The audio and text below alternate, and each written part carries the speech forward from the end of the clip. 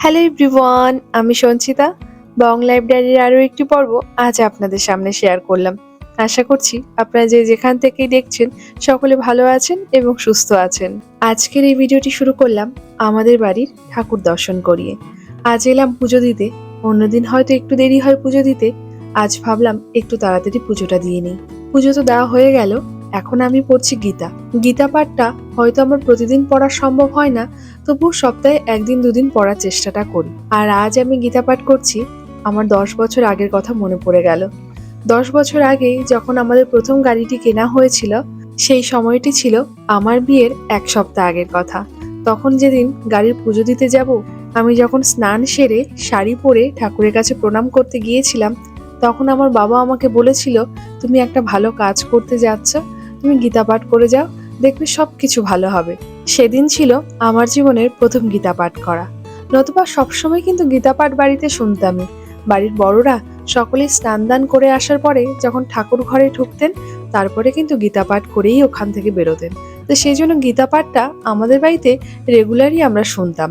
আর আজকে ঠিক সেই 10 বছর পরে আমাদের আরেকটা গাড়ি কেনা হয়েছে। এই হলো আমাদের গাড়ি। আমি যতটুকু পারছি আজ পুজোটা দিচ্ছি, কারণ পুজো দেওয়া ছাড়া গাড়ি চালাতে আমাদের একটু কেমনই লাগে। হয়তো সবকিছু ঠিকঠাকভাবে জানি না, তবুও যতটুকু জানি, যতটুকু বুঝি বা যতটুকু দেখেছি, নিজের মতন করেই সেরে নিলাম। আজ আমাদের এখানে ভীষণ ঠান্ডা পড়েছে, মানে কোনো রকম ভাবে দাঁড়িয়ে থাকতে আর পারছি না। যেহেতু পুজো দিয়েছি, সেই জন্য পুজো পোশাকটা পরেই চলে এলাম বাইরে পুজো দিতে। রাস্তায় তো পাটা পর্যন্ত ঠিক মতো রাখতে পারছি না। মনে হচ্ছে যেন পায়ের ওপর হয়তো কেউ এক জাগ বরফ দিয়ে চাপা দিয়ে রেখেছে। আমাদের এখানে যেদিন হয়তো বৃষ্টি হচ্ছে না বা যেদিন হয়তো কুয়াশা নেই, সেই দিন কিন্তু ঠান্ডাটা আরো বেশি পড়ে। আজকে ঠিক ততটাই ঠান্ডা পড়েছে।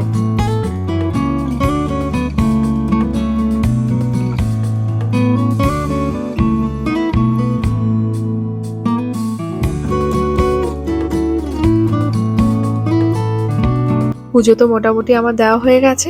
এখন তোনায়ের পাপা একটু গাড়িটা সামনে দিয়ে চালিয়ে নিয়ে আসবে। তারপরে আজ যাব একটু বাইরে খেতে। আজ আর দুপুরবেলা রান্না টান্না করলাম না। ভেবেছিলাম পুজো সেরে দুপুরে রান্না করব। তোনায়ের পাপা বলল, চলো আজ বাইরে গিয়ে খেয়ে আসি। বাইরে বলতে আমাদের বাড়ির একদমই কাছে একটা রেস্টুরেন্ট আছে, সেখানেই আমরা যাই। কারণ সেখানেই একটু ইন্ডিয়ান খাবার একটু ভালো পাওয়া যায়। বাদবাকি যেখানেই গেছি ইন্ডিয়ান খাবার এত মিষ্টি করে বানিয়ে দেয়, সেটা আর কোনো রকম ভাবে আর খেতে আর ইচ্ছে করে না। আর আমাদের এখানে তো ক্রিসমাসের ডেকোরেশন প্রায় এখন সব বাড়িতেই চলছে। খুব সুন্দর লাগে যখন সন্ধ্যের দিকে হেঁটে যখন বাড়ি ফিরি, ভালো লাগে দেখতে।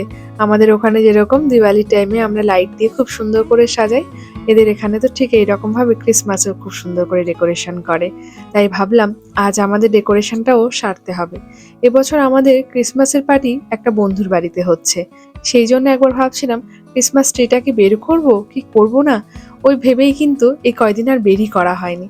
কিন্তু ভাবলাম যে না, আজকে ক্রিসমাসের ট্রিটা বের করব, ওটাকে সাজিয়ে রাখবো।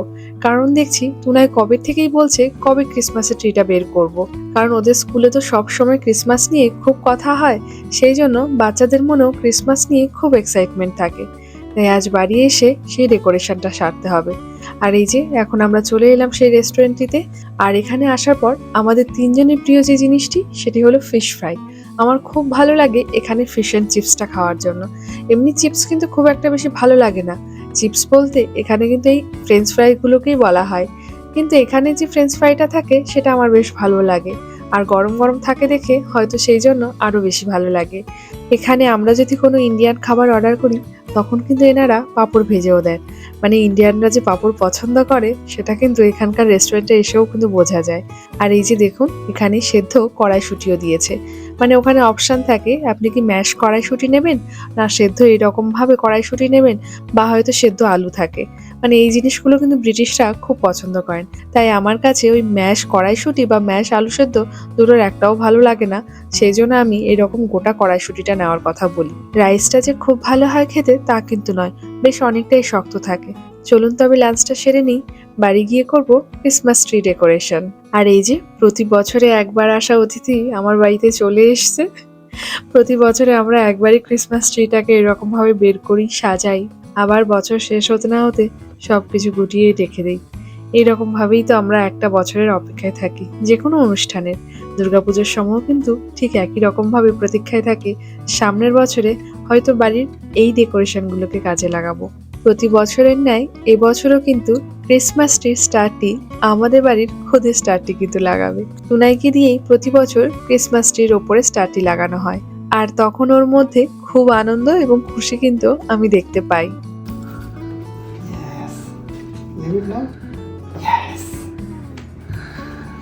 Today, Santa Claus will come tonight. So, in the every classroom, teacher tell, don't wake up before Santa came. That wake up and memorize in the morning. Santa Claus will also put gifts. ও বাবা, তাই বলেছে? তাড়াতাড়ি ঘুম থেকে উঠতে না করেছে? বলছে তাড়াতাড়ি ঘুম থেকে উঠতে না, Yes, Santa Claus will come. মানে স্যান্টা আসবে গিফট দেবে তার জন্য ওয়েট করতে। বাবা, Yeah, Santa Claus will come. কত কিছু তোমার স্কুলে বলেছে। We have bought these are baubles. আচ্ছা, এই যে জানো এটাও মাম্মা কিনেছিল লাস্ট ইয়ার, মামার খুব ভালো লেগেছিল এটা। এগুলো Yes. কিনেছিলাম, এগুলো কিনেছিলাম, অনেক কিছুই কিনেছিলাম লাস্ট ইয়ার, বলো। ছোট ছোট বলস গুলো নিয়ে এসেছিলাম, তো অনেক আছে, আমাদের সাজানোর হয়ে যাবে বলো। অনেক কিছু রয়েছে। চলো তাড়াতাড়ি করে আমরা ক্রিসমাসের ট্রিটা তাড়াতাড়ি করে সাজিয়ে ফেলি তো, নাই? Yeah. তুমি এক্সাইটেড? তুমি স্যান্টার কাছ থেকে কি চাইবে বললে না তো আমাকে? Fine cars. শুধু কার আর কার, কার ছাড়া আর And 5 cars and the and 100 takes a puzzle and I need 100 the tracks and I want 6 story books. ওরে বাবা, স্টোরি বুক চাইছে, পাজল চাইছে। আমি জানি না স্যান্টা তোমাকে কয়েকটা জিনিস দেবে না অনেক দেবে না একটা জিনিস দেবে। তোমাকে যদি স্যান্টা একটা জিনিস দেয় তুমি তাতেই কিন্তু হ্যাপি হবে, তাই কি না? Yes. স্যান্টা তোমাকে যাই দেবে তুমি তাতেই কিন্তু হ্যাপি হতে হবে, তাই না? And these tiny ones it will be 2 colored so can I put in the one house for these? আচ্ছা, তুমি করো না, তোমার যেখানে ইচ্ছে তুমি ডেকোরেশন করো, করো, যাও, নাও সাজাও। তোমার জন্যই তো পাপা বের করেছে। নাও সাজাও, সুন্দর করে সাজাও। আমাদের আবার কটন দিয়েও সাজাতে হবে, কটনের বলগুলো করেও সাজাতে হবে, ঠিক আছে? And one of these baby ones. করো। ছোটবেলায় ক্রিসমাস ট্রি সাজানোর খুব ইচ্ছে ছিল, হয় না? বাচ্চাদের মনেও কিন্তু একটা ক্রিসমাস নিয়ে একটা কিন্তু মনের মধ্যে থাকে, এটা কখনো ফিল হয় না যে ক্রিসমাসটা আমরা সেলিব্রেশন করব কেন। আমার এটা কখনোই মনে হয়নি। তোমার মনে হতো না যে সাজাই, তাই না? গাছটা সাজাই, কিন্তু ছোটবেলায় এরকম গাছ পাওয়া যাবে, অনলাইনে কিনবো, ওইসব তো ভাবিও নি কখনো। আর অনেকের বাড়িতে, ওই যেরকম তৃষাদের বাড়িতে এরকম গাছ ছিল না, যে ওই গাছটা ওরা সাজাতো সুন্দর করে, তারপরে কটন দিয়ে সাজাতো। তো আমার ভীষণ ইচ্ছে ছিল এরকম একটা গাছ আমাদের বাড়িতে থাকবে। হ্যাঁ, গাছ কিনেছিলাম, গাছটা তো বড় হয়েছিল কত। এই ভাইয়ের বিয়ের জন্য গাছটাকে সরিয়ে ফেলতে হয়েছিল, গাছটা কিন্তু অনেকটা বড় হয়েছিল। তাই নাকি? তুনাই সাজাচ্ছে? সরি বাবু, এটা কি তুনাই সাজাচ্ছে? বাহ, খুব সুন্দর করে সাজাচ্ছে তো। আর আমি এখানে স্নোয়ের একটু ইফেক্ট দেওয়ার জন্য কটনের একটু বল বানিয়ে নিচ্ছি, সেগুলোকে ক্রিসমাস ট্রির নিচে ছড়িয়ে দেব, যাতে কিনা মনে হয় নিচে স্নো পড়ে রয়েছে আর ক্রিসমাস ট্রিটি দেখতে আরো বেশি সুন্দর লাগছে।